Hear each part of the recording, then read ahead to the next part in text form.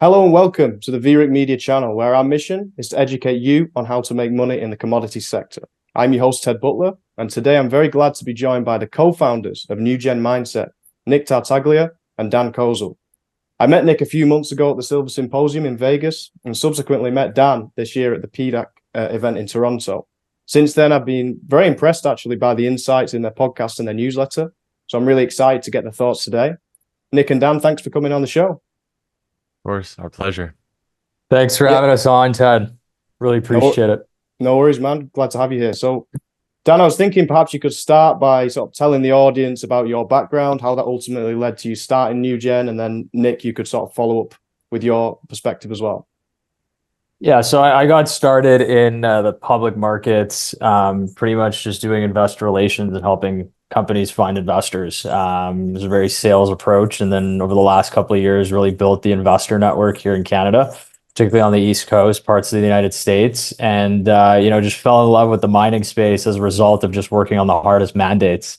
So you really get a deep dive. And then what you start realizing is when you have a passion for what's happening in the world, geopolitically, culturally, economically, you start realizing that everything's really tied back to commodities prices. So, Nic and I met at a few investor events. We had sort of the same view on what's happening in the world with some contrast here and there, but that's always good. And we just wanted to get our message out there and just, educate the next generation about, what's really happening in the world versus the mainstream. So here we are. And again, great to be here. Awesome. Similar to me, Nic, you want to add anything to that? Yeah, sure. So basically a little bit of my background, I'm more just a private investor that kind of loved financial markets and took advantage of the investor groups that I got to participate in Montreal. That's how me and Dan really connected. Was we were the two kids there, was mostly all older guys, and kind of just resonated to be next to the younger guy. And from there kind of led to the podcast. But my part in the macro report is really to dissect the environment through three lenses: political, cultural, and economics. And once you kind of really understand those three sectors, you can kind of holistically create an image of how the world is and where it's going and why it's going that way. So, and that's pretty much it. Perfect. Sounds great. And I'm sure we're going to cover a lot of those themes and axioms today. Really, I wanted to start, guys, with Canada, which is obviously where you're based, both of you in Montreal. According to a recent study I saw by the Fraser Institute, Canadians are now paying more in taxes than they are spending on housing, food, and clothing combined. At the same time, you've got this unemployment rate rising to 6.4% in June. You've got the Bank of Canada cutting rates for the second time to 4.5% this month. My question really is to both of you, where does the Canadian economy go from here? And what sort of actions need to be taken to unlock Canada's natural resource wealth, obviously, because this is a mining show? I think the first thing that people need to realize is we got to stop living in this reality of like, everything is fine, because in Canada right now, it's just not. And I'm talking to business owners, I'm talking to investors, I'm talking to companies that are trying to raise capital in this environment, other than some mining names that are going to do exceptionally well in this cycle. A rate cut in Canada, contrary to popular belief, is actually like the recipe for what a recession is. That is usually the leading indicator of that. Now, taxes, and I'm speaking right now from experience, taxes is the biggest expense on my income statement right now. It's actually insane. The amount of taxes that you have to pay as an individual, if you're making more than 150, 200 grand, is absurd. And what this is doing, especially for young professionals coming into the space, trying to build something, you're starting to realize that like we're really capping out in Canada as our ability to grow.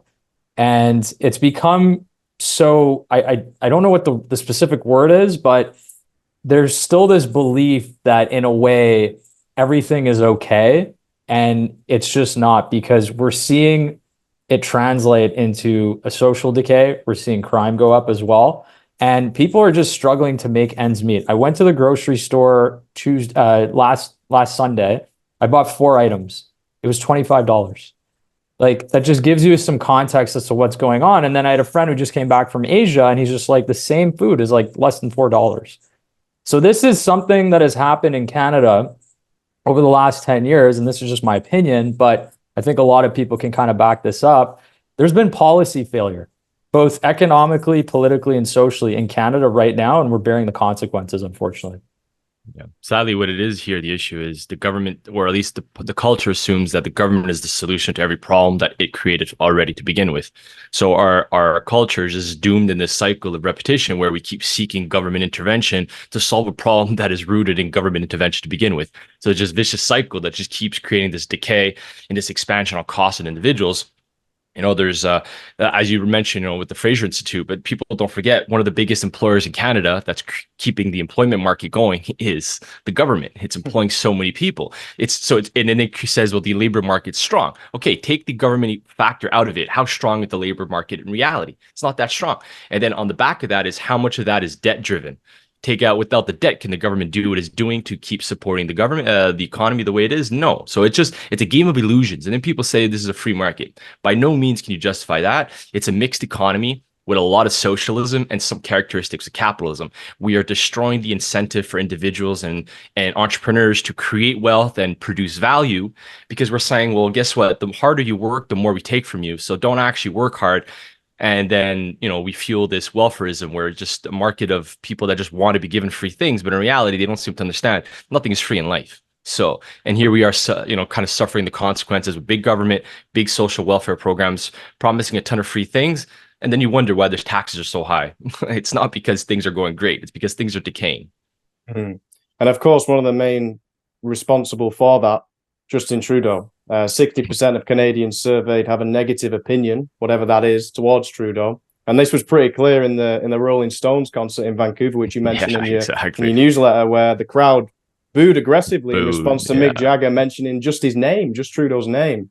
Do you actually know anyone who supports Trudeau nowadays? And could you give us an idea of what is going through their head? Because I can't seem to understand why they would want to support him. Go Dan, don't worry. No, I was just going to say, I know Nick's nodding his head because I know he definitely can't, but I certainly do know some people. And well, he's not public about it anymore as much. That's the issue. That's the issue as well. I'm not going to name names because that's just not cool. But these are the type of people, unfortunately, that have been saying for the last 10, 15, 20 years, oh, socialism, that could never happen here.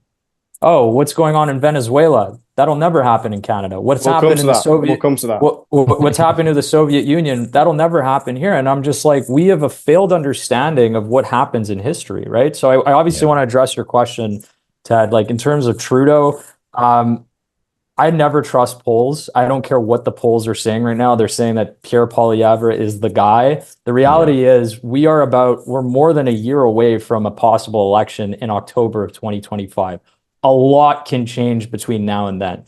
The reality is, I think people are starting to realize their wallets are getting destroyed. They have less food to put on the table. They're suffering financially.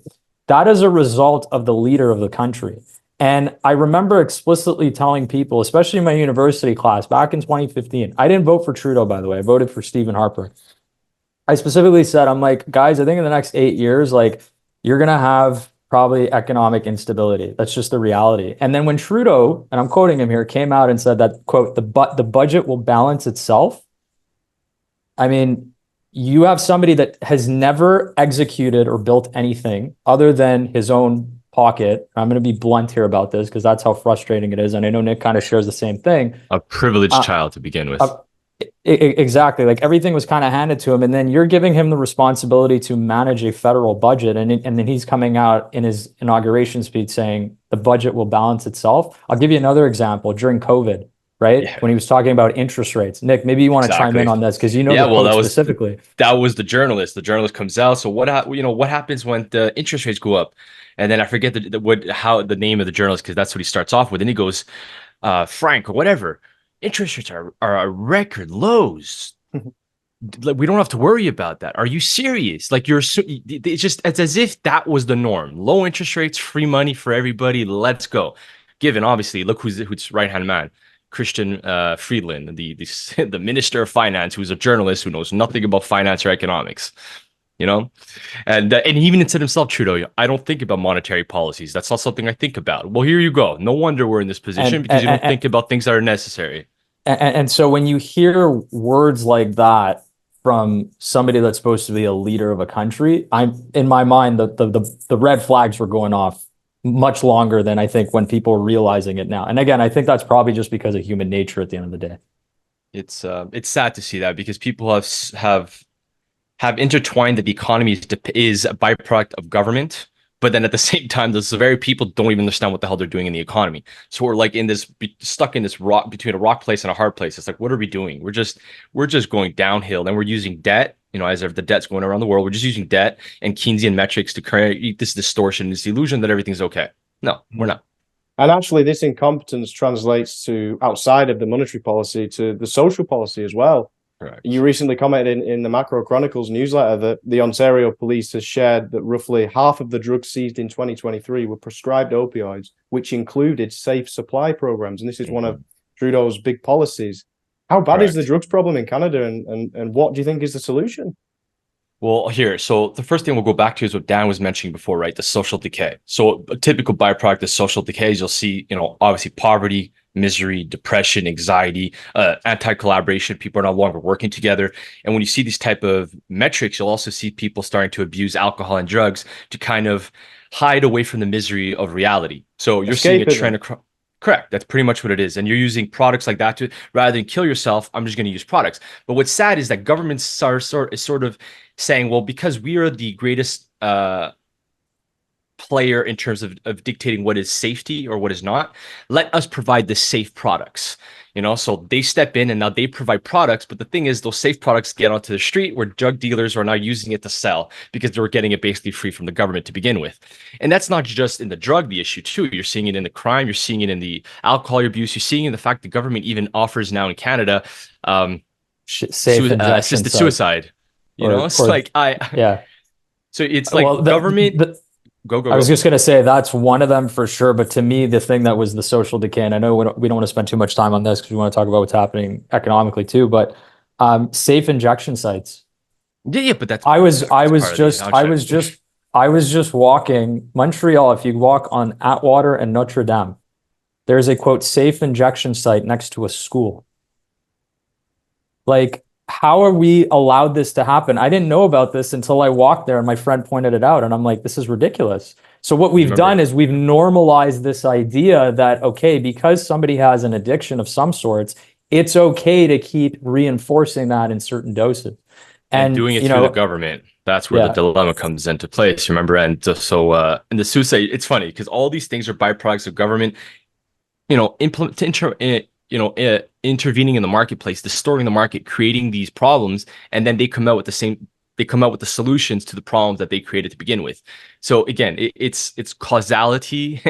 The causality is the intervention of the government, a weak culture that keeps accepting that, and then the solutions are just more problematic. They're not actually solving anything fundamentally. The only solution to this is for people to understand what's happening and for people to take power for themselves and say, okay, we need to look out for ourselves. We need to reinforce our culture and bring back what was meant to be at a communal and local level where people take care of each other and support each other and forget about having government as the main solution to everything, because it's clearly not working and it hasn't worked throughout all of human history. It's just a temporary solution, but in the long term, it just creates problems. Quick break here, guys. Today's episode is brought to you by Copernico Metals. Now, regular viewers of my channel will be familiar with the entrepreneur behind Copernico. His name is Ivan Bebek. Now, although a young man in this business, Ivan's already created tremendous value for his shareholders in the past, namely with Caden Resources, which he sold to Agnico Eagle, and Keegan Resources, which became a mine now owned by Galiano Gold. Now, Ivan has surrounded himself with expertise from BHP, Newmont, and Barrick on his board at Copernico Metals. Check out copernicometals.com. Now back to the interview. Let's shift to a different government over the borders to the US. Obviously, there's a lot going on right now, economically, politically, but let's start with the economy. We've got a Fed rate decision today, which we won't know until after this podcast is out. But let's start with that. What are your forecasts for the first rate cut? Do you think it will be September? It's very unlikely to be today. And ultimately, what do you think the consequences will be of this rate cut for gold and silver and anything else? So let's wait to see the number come out. But once this podcast is out, I anticipate that they're going to hold rates. The concern right now is where the treasuries are obviously trading. And, one of the most important metrics is the US 2-year note. That's what the Fed is basing on. And treasuries are actually, rates are coming down. So I think it's more probable to see a rate cut in September. How that impacts sort of economic activity, we're seeing it start to ripple into real estate now.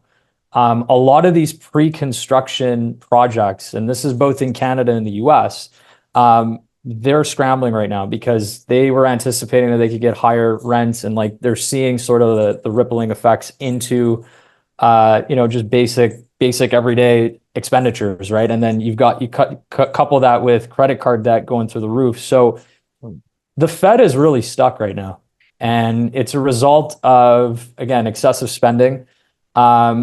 Nic and I don't ever believe the validity of the economic data that comes out, especially when they're talking about jobs growth and GDP growth. It's, in my view, and this is my opinion, I think right now it's very misleading.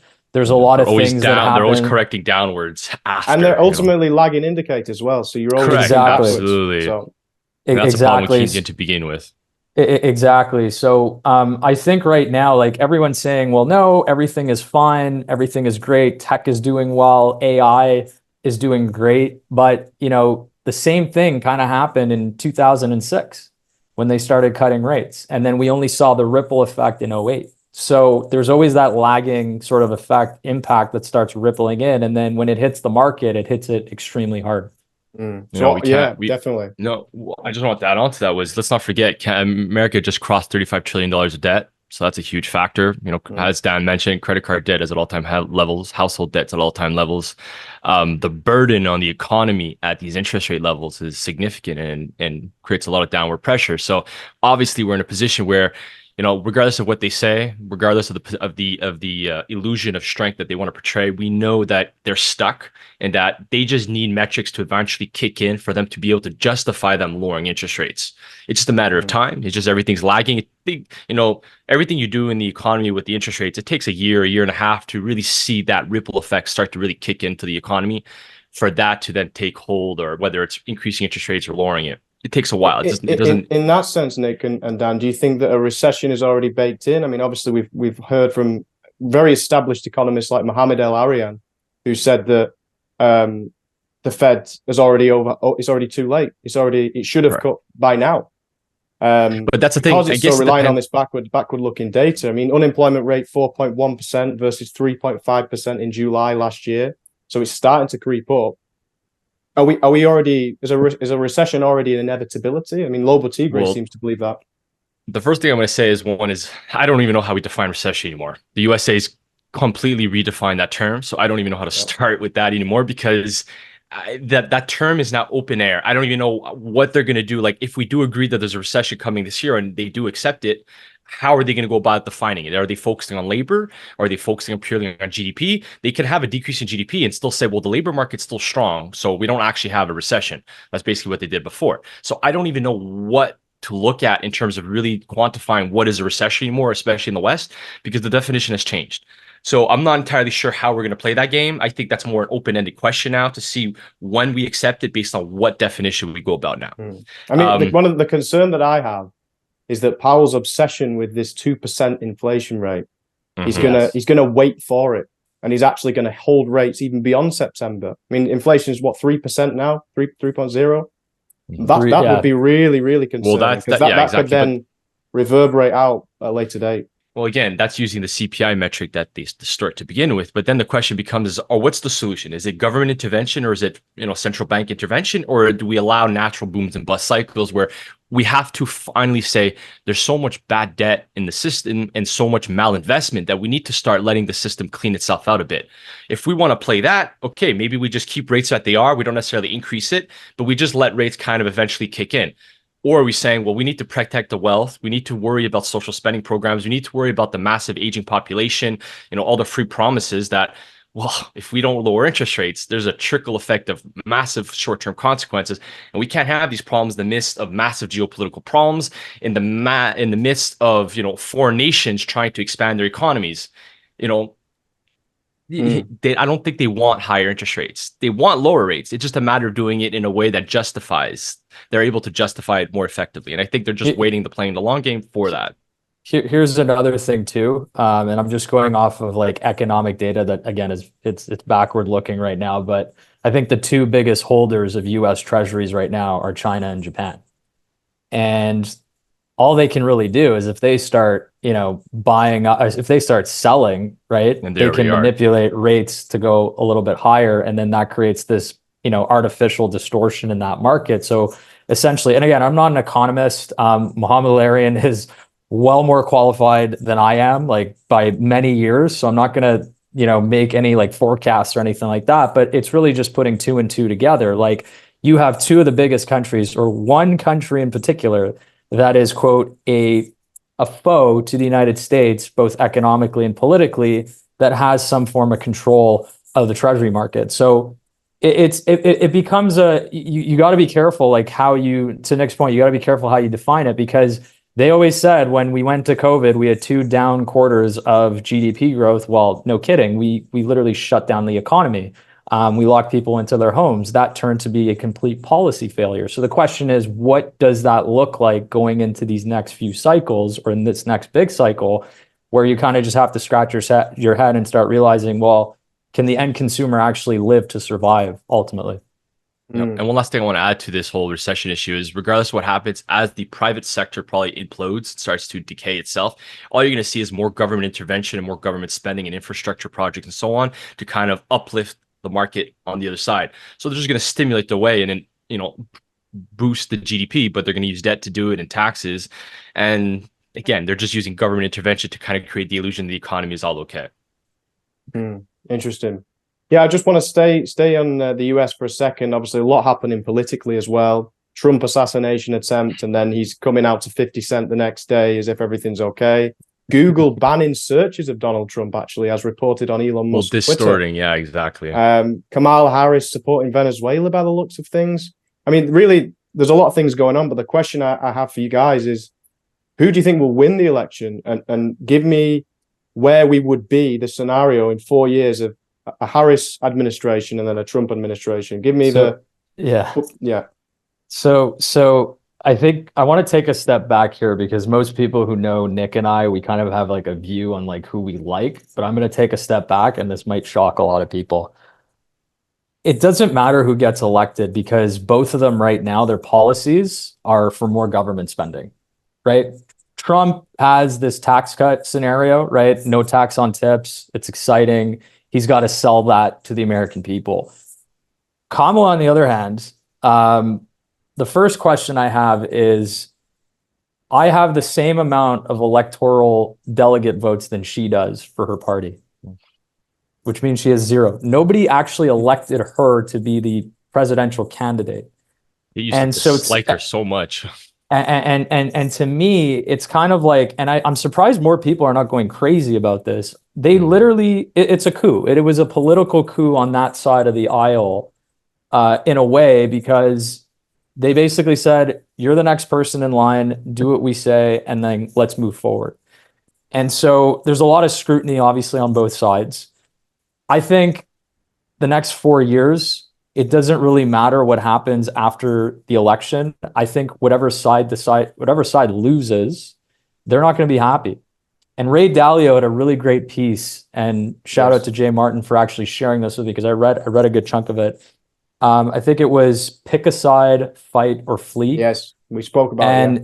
And it's on LinkedIn. It's a very good piece. If you study history cycles, and Ray Dalio has studied the last 150 years, he brings up a good point. It's like we're at like stage 5 and 6 of that cycle because of this polarization of division. And it doesn't matter what you believe at this point. You just have to look at this objectively. At a macro level, step outside your bubble.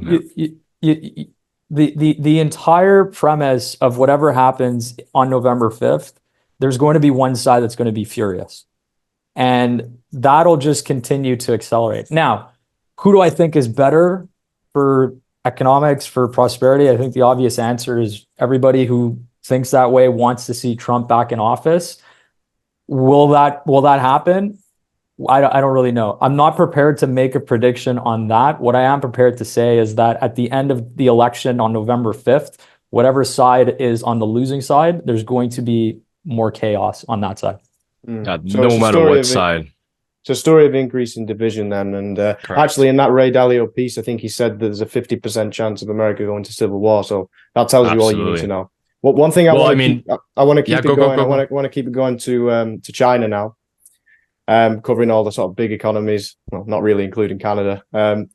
There's a big problem in China, and I wrote about this in the Morgan report recently. Like I said, Houston, Xi has a problem. And the reason why is because of this deflation. Yeah. It's not deflation yet, but it was about, back in January earlier this year. And inflation right now, the latest figure was 0.2% for June. President Xi's basically betting on the manufacturing industries, as he outlined in the third plenum. He's saying, solar, EVs, lithium-ion batteries. Correct. We want to provide the demand from our exports.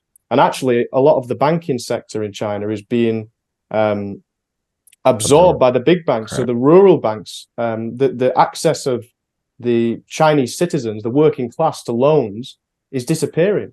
So, and at the same time, their wages, the real wages are declining, the house properties prices are declining. So it's a real mess.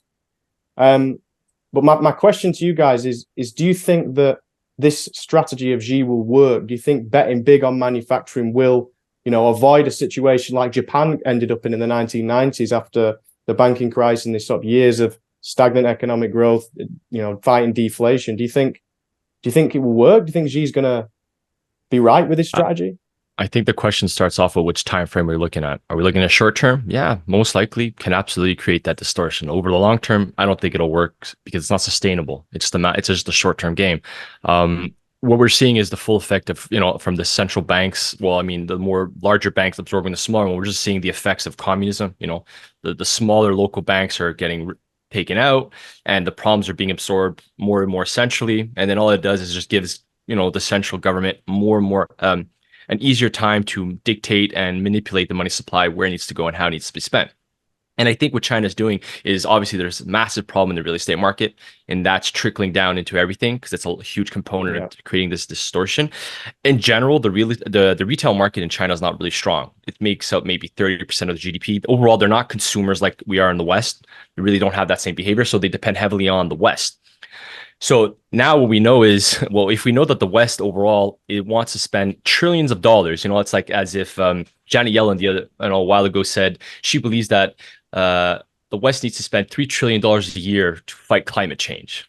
Well, within that spending framework, we have to know that a lot of that money is going to go towards infrastructure, electrification, EVs, solar panels, wind panels, all those necessary components. Well, I just want to chime in here, Nick. Go. The one thing that I've noticed is that yes, the EU and the West are pursuing all those things, but then they're also applying tariffs on, those big exporting industries out of China. BYD, one of the biggest EV manufacturers in the world, it was like a 20+% tariff. So how do they expect to go green when they're cutting off the supply of some of the cheapest green manufactured products out there? Inflation. The only solution I know is just inflation. Prices are going to keep going up. It's fine. They need to create sources of revenue, but that money is just going to be used to spend it back to China. And China at that point is going to say, no problem. We'll just keep increasing prices because you're the ones buying it all. And the thing I would say is also we need to look at the new development bank of BRICS, which is the whole sole purpose of that is to help build out infrastructure in Africa and in other parts of Asia. And by default, all that money is going to get spent towards China's economy because it's all about infrastructure spending and renewal and electrification, and all the manufacturing is China. So I know China, through its own BRICS and New Development Bank, is supporting its own economy indirectly through that.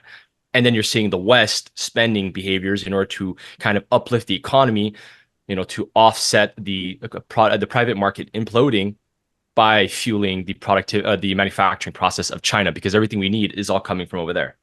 Yeah, and let's not forget too, like the two biggest countries right now, the BRICS, are China and Russia, right? Like they're really trying to create that alliance versus NATO. And so, when you have, millions of pieces of property in China that are empty, that were, quote, just built up, I mean, these are essentially the consequences. Now, in terms of how that's going to affect commodity prices, we saw copper kind of rip to $5 a pound, and then we're seeing a correction right now in that market. Whether speculators are getting driven out of that, that's yet to be determined. But the reality is, I think this is a multi kind of year story right now, where the Chinese economy is going to have dramatic impact on every single commodity that the West and all these other countries that are using to push sort of this electrification agenda that Nick was talking about.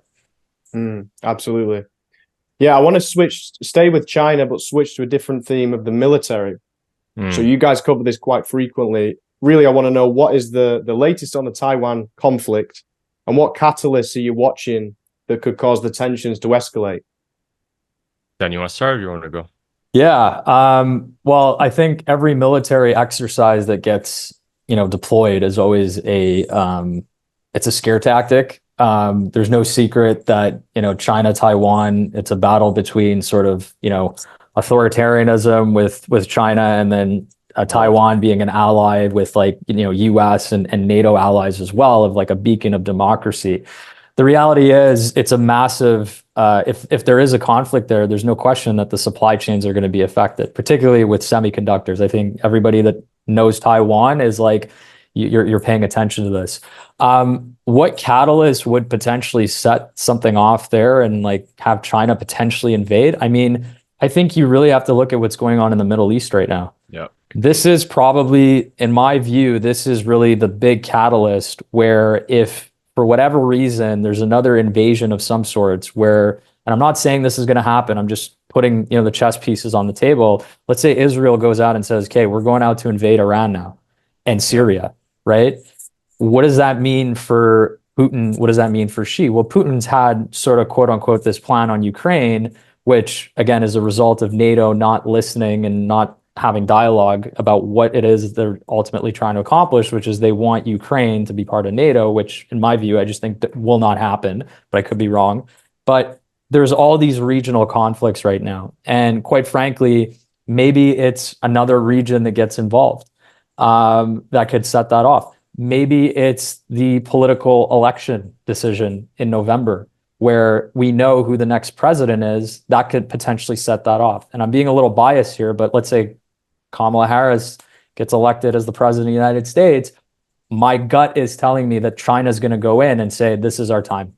This is where we're at. This is the thing. If Trump gets back in, it's completely different, because they know that with him, he's like, all right, well, we're going to be toughen up at, with tariffs and whatnot. So it's too difficult to kind of see like what would kind of set that off. But there's no question. I mean, China's 50, 100-year plan is to eventually invade Taiwan. And that's just a matter of time at this point. Well, let me add on to this. So we know that China refuses to accept that Taiwan as an independent. Every time Taiwan says that, we know there's a problem. Anytime the West dares to claim that, which they have plenty of times, China makes that an issue. Lately, we're seeing a lot of peacocking between the West and the East, with the Indo-Pacific U.S. Naval drills that were occurring. And at the same time, in the South China Sea, Russia and China are hosting their own naval drills. The thing that people are forgetting is that the Chinese naval force is larger now than the American naval force. And the manufacturing of naval ships in China is going at a much greater rate than it is in China. And the other thing is China's not dispersed like the West is. The West is entirely dispersed across the Middle East, across Europe, and across the South Asian, South China Sea. So the thing is, going back to what just said, I entirely agree that I think the Middle East is a huge component to this tension escalation, because if you see the Middle East escalate, that will only continue to further add burden onto the West. And now you have two major pillars that are really stealing a lot of attention and resources away from the West. You'll have the Middle East. You'll have Russia and Ukraine. And then now you have an opportunity for China to say, you know what, it's the perfect timing. The West is entirely fractured. Let's go take this player out. And you would entirely disrupt the semiconductor space and really solidify your control over the electrification of the world. Because even though the West says we need to produce it internally, it takes time. You're building these gigafactories. That takes time. It takes a lot of energy. Forget gigafactories. A lot of money. You need mines. No, but that's exactly, and all that is in Asia and it's in Russia. Yeah. So I think that once you have that second pillar, which I mean, we just had that attack yesterday in Beirut, 3 major militant officials have been killed from Israel attacks. So it seems that the Middle East escalation is nowhere near its end, and it might only just be the start of the real conflict. And I think that creates an opportunity with a decaying West and a potentially weak leader again. Gives a massive opportunity for the China to be, you know what, let's just take it because it's the moment to do it. In fact, yeah, one of the things I saw in his stories today, Dan, on Instagram, the leader of Hamas just got killed in Iran. Correct. And there's other things going on as well that I picked up in your report, like China conducting military drills near Poland and the Ukrainian border. Correct. Zelensky, in a reversal, says Russia should attend the second Ukraine summit. Philippines demanding $1 million from China following their confrontation in the South China Sea. So actually, all these conflicts are interlinked, and we're Correct. seeing the multipolar world manifest itself into these two blocks, like the BRICS and China. One of the countries that I think is kind of stuck in the middle, Saudi. And I recently wrote an article about the petrodollar for the Morgan Report the other day, and I'm curious to get your thoughts on it. Obviously, there's this belief that 50 years ago, in 1974, I think it was on the 8th of June, an agreement was signed between Saudi Arabia to exclusively price Saudi oil in US dollars. And some people also believe that there was an 80% condition for for Saudi to recycle its oil revenues into US dollars. And then there's some people like Steve Hanke, had a big hand in the dollarization efforts in Eastern Europe, saying there was no petrodollar agreement. And I looked into it, and it's very possible that there wasn't. It's very possible that the petrodollar is simply enforced by the strength of the US military industrial complex. The reason being is because the US has made Saudi Arabia dependent on its military equipment. Correct. I think it accounts for Saudi Arabia imports 20% of the total military equipment produced by Saudi Arabia, so it's its biggest customer. And similarly, Saudi Arabia relies on the US for 70 to 80% of its military equipment. And of course, the US military equipment is the most superior in the world. So part of me thinks, will the petrodollar continue to ramble on so long as the Saudi Arabian dependence on the US military subsists? What are your thoughts on that? Well, I think personally, you go down. I'll let you start. I was just gonna say the old adage of just follow the money, right? That's just what it is. And the big question. I don't know enough about sort of this whole Saudi in military supply. I don't know what the numbers are specifically. What I do understand is that the reality is it's always a battle for resources. It doesn't matter what war gets started. There's always an excuse to go after resources. Saudi is sort of this neutral player right now, and it's sort of really opened the world in open arms. I mean, I think they just had the largest mining conference in January where, everybody in that industry was there because they just realized the importance of this. And quite frankly, I mean, that's where most of the wealth is, right? Yeah. And why do you think that is as well? Sorry to interrupt, because they lowered taxes. Exactly. Dubai. Exactly. I mean, there's zero taxes there right now. I mean, a lot of Canadians are moving there. They're moving their businesses to the oil. to Dubai. Let's not forget, they benefited from the oil industry heavily.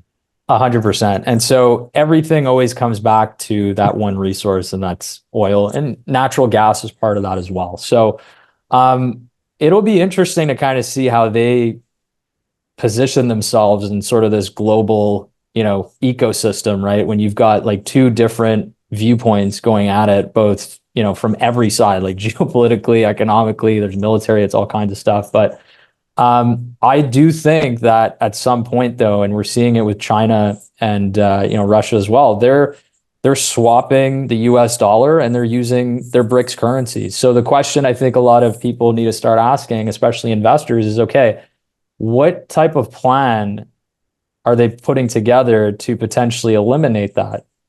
And so what currencies are actually going to benefit from this over the course of the next couple of years?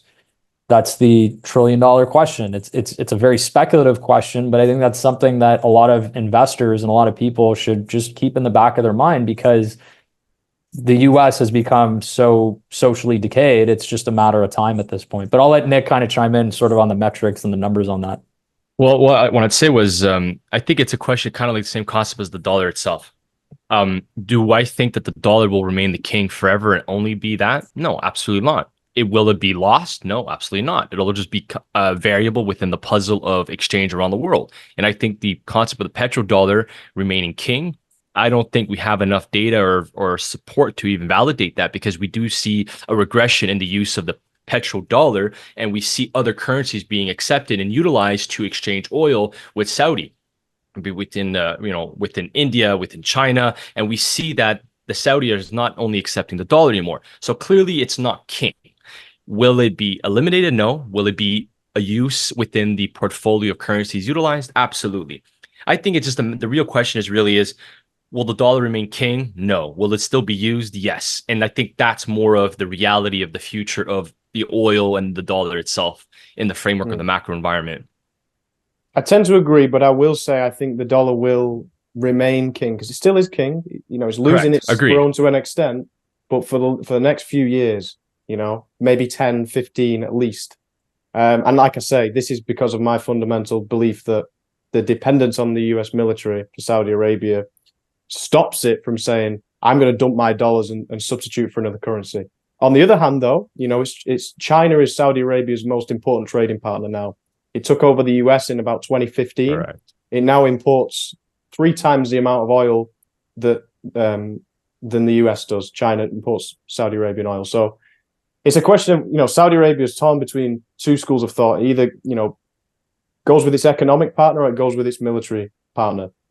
And for me, the thing is this: the key is there's so much regression, so much exponential dynamic shit changing on a macro level that you don't, in 2 years and 3 years, these other nations who are not necessarily revealing all their cards, because you don't do that when you're playing this game, especially economic warfare, you have to be subtle in your behaviors, that you don't know one night they could just reverse something. And the petrodollar, the dollar's becomes only 50% of its allocated reserve.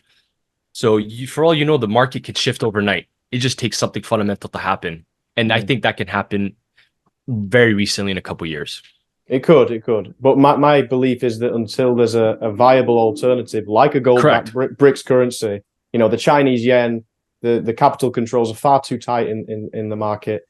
The liquidity is nowhere near the US dollar. There's no viable alternative right now. So for those reasons, the USD will probably continue. But US Treasuries are the biggest ones in the world right now anyways, right? So this is it. But there's obviously so many risks, and that's a fast-moving story as well. So, but I want to shift the debate to sort of Latin America, an area of the world that's become very interesting to me. We've obviously had politics with the Maduro rigged election, it seems. We've had Scheinbaum come in Mexico.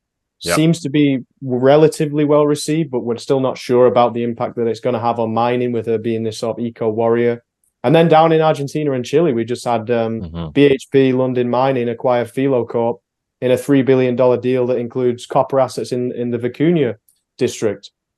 So what are you observing right now in Latin America, and you know, any investments actually that you made in companies? Let me start off with the geopolitics, Dan. I'll let you touch on the investing side. So the geopolitical side, let me go with that. One, we obviously know there's a lot of tension down there. To what extent, we don't know. We know a lot of the migration is coming from Latin America as well. So that's causing a lot of problems. The political systems are distorting a lot of things. Venezuela going through a crisis right now, as you mentioned, Maduro. That was a political, there's what appears to be fraud. Apparently, the opposing political leader who came out saying that he had proof that Maduro actually lost and he won the election apparently has been kidnapped and is being held by the other political party. So there's total mayhem now in Venezuela and political chaos. You know, the West, Latin America is deep with the whole socialism and communism. So it's been fundamentally intertwined with their culture and their political system. So it's created a lot of problems. So I think people need to kind of pay attention to that, because obviously Latin America is also really big on the production of resources and mining and stuff like that. So we need to pay attention to these dynamics, because it can definitely create a lot of risk from a mining standpoint for an investor. So definitely, that's definitely one of the more variables I watch. Mexico, I'm not too sure. I don't know necessarily how to quantify the new leadership. I know mining is very important in Mexico. So how much does she really want to distort that and cause problems for her economy? I don't think she will. I think she'll just keep going with the status quo and let things be, but that's to be seen. And I'll pass it on to Dan. Yeah. So, Nick and I actually kind of made I don't want to say a prediction, but, with Milei getting into power, a pure libertarian, because that's ultimately what he was, it kind of gives these other Latin American countries a little bit of hope. because there's an old saying, it's like you vote your way into socialism once, but it's very difficult to vote your way out of it, right? And I mean, Venezuela is the prime case study of that. I mean, Maduro's been there for God knows how long, and you're seeing the social decay, and then you're obviously with the events happening this last week. I mean, it's just, that's the compounding effect, right? And that's sort of what the Ray Dalio article is talking about. So the global effect of that, yeah. And so, Argentina is just, it's a really interesting case study. He basically had to drop the currency. He got inflation back to a reasonable level, basically got rid of all these government agencies or government divisions that actually provided no value. And you're slowly starting to see what seems to be a nice little resurgence in prosperity in that country, which is fantastic. And they have a really great soccer team. So everybody that's watching, congratulations. Chile is really interesting too. I think there's a lot of copper, lithium projects that are going down there. So I've been watching that country for the last 2 to 3 years. I do own one explorer of lithium, and unfortunately we know what's going on with that market, with the whole, bubble bursting. I mean, that was only just a matter of time, but that BHP Lundin Mining deal, to me as a, mining investor, if you want, like, that is signaling possibly momentum and more M&A activity, not just in that region, but across the whole world, because it's a race right now to securing supply globally and to making sure that people have those resources, right? So Colombia is really interesting. A lot of great gold stories out there. There's a lot of gold discoveries, through watching Founders Metals. They've just been hitting some great targets there. And then Lavras Gold as well in Brazil. So yeah. There's a lot of sort of positive movement with regards to that. We have to wait and kind of see what happens in Venezuela. That could take a few months to kind of figure out as well. Mexico, to Nic's point, talked to a few Mexican mining companies. They're like, no, like they're ready to welcome us. It's going to take a little bit longer, but they're okay with allowing us to start producing and building these mines and whatnot. So again, we'll have to see, but that region right now, I think there's more growth potential relative to what's happening in the rest of the world, especially for investors. If you're just a generalist, just buy the emerging markets index, for example, or the Latin American index, and then ride that out and see how it develops. Yeah. What also was really cool was we saw a couple of weeks ago, I believe this was last month, we saw Rob McEwen in Argentina meeting Milei. So you're seeing mining companies dialogue being exactly where I was going with it. You're seeing that dialogue start to open at a political level. So Argentina seems to be opening up that way, and that they're understanding that the global environment is demanding resources. Why cut yourself off when you can take advantage of that demand? So that's huge. And that's definitely kind of an excitement for Argentina and those players that want to kind of participate in that game. So that was a nice little validation. And that's basically all I wanted to add to that point.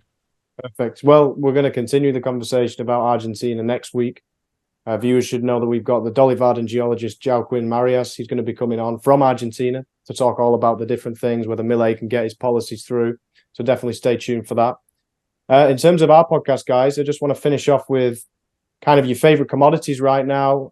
Sure. Dan, I know you may be liking copper right now, as you talked on before. Uranium, is there more upside there? Silver, gold, talk about whichever one you want, guys. Sure. So let's start with gold. I think everybody should have some. There's no question about that. Now, in terms of kind of playing the space, going to an exploration company specifically, that obviously bodes a little more risk. So what I've also done is, I've got physical gold, I've got some gold coins. I own the GLD, and I also own the GLDX, I believe it's called, right? So that's the junior mining index. That'll probably that's got more upside because it's a bit of a catch-up trade right now. So gold, I think everybody needs to have that. Now, whether it's going to break 2,800, that usually means that there's probably more chaos. So you don't want to own gold for the sake of it appreciating. You want to hold it just as a store of value, right? Silver is an interesting one. We need it everywhere. I love silver. I just have SLV and like physical bars and coins that are sitting on my desk here. So keep stacking those. And, at some point, you never know. Like, let's say the banking system fails. You've got a bunch of silver coins lying around. You can't get money out of your banking system. Well, you can barter it. That's like a doomsday scenario. But that's a few days ago we had this global power outage. Yeah, people couldn't travel. CrowdStrike, correct, exactly. And then we know in the EU they want to limit how much cash you can pull out, how much cash you can exchange. So we need these outside tools to be able to exchange between individuals, or else you become entirely dependent on the state for your means of exchange. Yeah. Copper, I mean, no question. There's a big copper producers and some juniors that, if you can get data directly from the source and participate, I mean, you're in the know. So that's kind of where I'm at. I'll finish off with uranium because I was reading an article this morning. Apparently there's only 8 months of supply left of uranium. Whether or not that's true is yet to be determined. But I think there was the speculative mania where we saw it go from $20 to about 100. I think that's over. The real money that's going to be made in the space is finding the good companies. And then, if you're a generalist, just buy the Sprott Uranium Trust. They actually just got approval, I think, for the New York Stock Exchange. Yeah. So exactly. There you go. Like, that's probably the best way to play it if you don't understand sort of the intricacies of that. But and then one last metal that I don't think a lot of people have really been paying attention to right now in my mind is I'm actually going to continue to look at lithium, but we're not going to look at it as aggressively. And the reason for that is because we still need that. This market bubble that burst, it's going to take some time, but eventually it's going to go up. And then the last one was nickel. Nickel is a big one. You need that for pretty much everything. There's some great projects up here in Canada that are doing really well. Power Nickel, for example, a name that I've owned for quite some time. If Terry Lynch is listening, great job. Keep the momentum going. But they really have something there that could be very substantial and to build relationships with other battery manufacturers across the globe. So really those commodities, what I'm looking at right now. Yeah, same Perfect. Here. My primary focus is more natural gas, oil, silver, copper, gold. Those are my frame. I had uranium. I sold a good portion of my position when they really did well. Come back, so I might enter again, but I'm not in no rush there. Lithium, I have one name that's done me well. And I'm very geopolitically focused when it comes to my mining stuff. I don't want too much exposure in Europe. Forget Asia. I like rather North America. Just from the geopolitical standpoint, obviously the politics kind of gets in the way. So it depends on where you are located in the West. I definitely like Arizona. I like Quebec as a location, definitely. There's one like Lundin backed one of my favorite plays, which I've been in for a long time, Faraday Copper. So they have the Pierre Lassonde, they have the Lundin Group as a big backing, and one other big name, but I forget who it is again. And there's a couple silver plays I like in Mexico. Power Nickel, you said, and some of the big boys like Newmont, man. I bought that at $45 USD and it's already almost at $70. So it been a nice little flip. And that was like 3-4 months ago I bought that. I took a nice big position because I was just playing the gold price because I knew the majors would eventually move with the gold price. So they were so low, I had to take a big position. So Newmont done me really well so far as well. And then obviously some of the royalty companies. So that's my nice little exposure. And the beauty with the big names too is you're not only exposed to the upside of the price of the commodity, you're also getting nice cash flow dividends. So that's why I really like the commodity space and everything like that. Awesome. Last thing I wanted to touch on, of course, a topic that we've discussed and debated on before, Bitcoin. We've seen it rise from 55,000 in early July to now $66,000 as of today. We've seen Trump comment on it in Nashville, saying it's the same as the steel industry 100 years ago, and then going on to say that potentially can surpass the market cap of gold. What are your reasons to be bullish on Bitcoin going forward? And also, for good measure, what are the risks that you see? Just want to make a quick correction. The gold miners is GDX. So if there's YouTube comments coming in saying he said the wrong ticker, I just want to make sure I'm corrected. So now you want to take a positive, I take the negative? Yeah, sure. Let's do that. I mean, there's so many interesting sort of stories that we could talk about, but Trump coming out at the Bitcoin conference, basically saying that the United States needs to stockpile a bunch of Bitcoin, and him saying, hey, like, I know everybody here, the main theme is never sell your Bitcoin. And so the reality is this it's an asset class. We have to accept it. There's no question about that. I even think if you've been a mining investor for 20 plus something years, you still have to look at Bitcoin as an interesting asset class, because the thesis or the philosophy behind it is like, we don't trust the government, right? And so there really is this opportunity to get a really interesting asset inside of your portfolio where you can participate in sort of this crazy volatility. It's still a risk on asset. That's what we're still trying to figure out. There was a point over the last 3 months where the market was actually going down and Bitcoin was going up. And I messaged Nick, I'm like, is this the decoupling right now? Is this what we're actually seeing? So, that question still remains. Interestingly enough, like if you don't trust the banking system, if you don't trust the government, like this is a great piece of real estate to own. And I said real estate here because it always goes back to the old adage of like, well, buying Bitcoin now is the same thing as buying real estate back in like the 1960s and 70s. When you could have bought a piece of property for about $50,000, it's probably worth, $750, $1 million right now. That's sort of the philosophy there. So, I'm all for cold storage. Keep your Bitcoin on a cold storage wallet. Don't leave it on the exchanges, because it's the same thing with the banking system. But when Trump came out and said that, I mean, there's no clear picture as to like which voter base he's actually catering to. And I think that's kind of uniting a lot more people that probably wouldn't have originally thought of voting for him at the end of the day. Interesting. So I guess I'll Nic? take a little bit of a negative side to it. So one would be in terms of the support Trump has demonstrated that the government would start using taxpayer resources to create a reserve in the Bitcoin. I guess you can kind of touch onto the libertarian or free market philosophy to kind of say, do we really want government using forced taxpayer resources to buy anything? Nah, that's another conversation. But again, basically what he's saying at that point is saying we're going to use taxpayer money to go buy Bitcoin and then push prices up. So that's kind of government intervention in price mechanism. Do we really want that from a free market standpoint? That's a conversation to itself. So that's kind of one thing. Two, going back to Dan's point, the volatility. The volatility of Bitcoin is chaotic, and it's very hard for people to kind of place themselves within that volatility, especially when you're not really paying attention to the market. You could be buying at 80K and then it swings down to 50K, and it's a $30,000 difference. That's a huge difference. So it's chaotic, and the correlation to risk on kind of creates this weird dynamic where you're trying to see where that correlation is going to break and start creating its own pattern. And the other big thing I need to really highlight in terms of risk would be whether or not you support it as a whole thing. It's just more about understanding the risk associated to something. That's all this really is the fact that Bitcoin to me is still an infant, still a child. It has not experienced many different market cycles or many different economic environments. So there's still a lot of things for it to experience and to go through for it to really show that it can push through time and test all environments. What happens when we really have something like CrowdStrike, where the banking system goes down, or where internets are going down?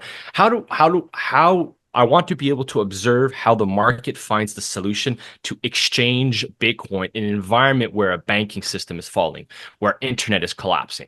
I want to understand how that plays out for me to then say, okay, you have solved that problem.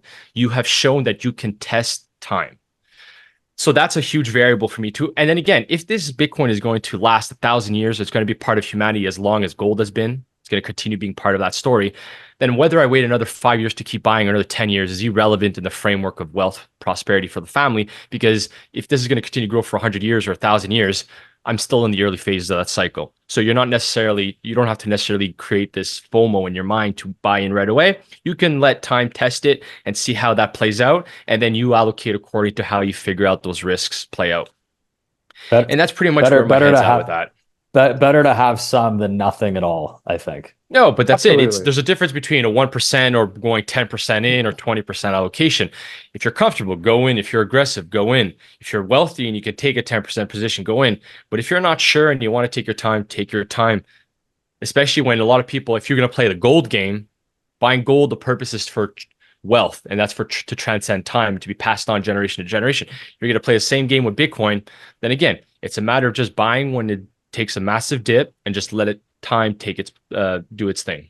Yeah, I guess it all depends on your risk tolerance as well. Correct, One thing definitely. I did want to touch on as well that I saw, I think it was on your Instagram, Dan, about XRP. Has the Russian central bank done something with it? With the BRICS. Yeah. So XRP has become sort of this interesting phenomenon. I think a lot of the stuff that's been posted on Twitter is just pure speculation. But that SEC lawsuit that was filed last year, I believe, just showed that, you know, the government is trying to wrap their hands around a crypto asset that has some significant utility.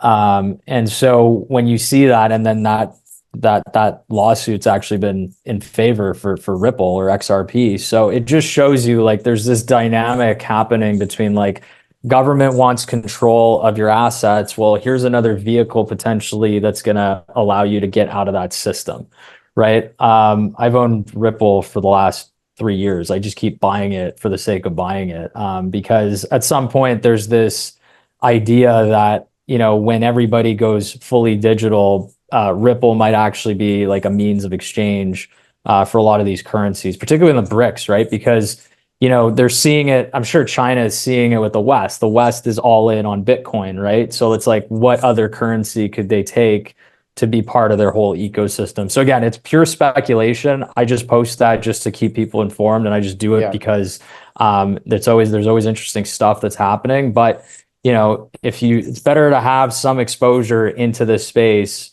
rather than chasing it when things start to materialize. The same way with owning gold and silver. Absolutely. I think that's a good place to park it, guys. If you want to sort of share the links to where we can find you, and then we'll sign off. Yeah, absolutely. Everybody can find us at newgenmindset.com. We write a macro report every single month. That'll be coming out here shortly. There's a lot to talk about, especially July being what it was. I was telling Nick, I was like, this whole beginning of the year has been really boring, and then July hit, and then everything just kind of like, we almost saw a former president get assassinated. Congratulations. Absolutely insane. We're on Instagram, we're on Twitter, we're on LinkedIn. Drop us a note, New Gen Mindset Podcast at gmail.com, and our YouTube channel too, where we've interviewed guys like Ted and a lot of other people in the space as well. But no, this has been fun, Ted. We really appreciate it, and excited to keep the conversation going later on. Absolutely, indeed. And thanks for coming on. I'm sure you're very welcome to come on again soon. So awesome. Keep us posted. Appreciate it.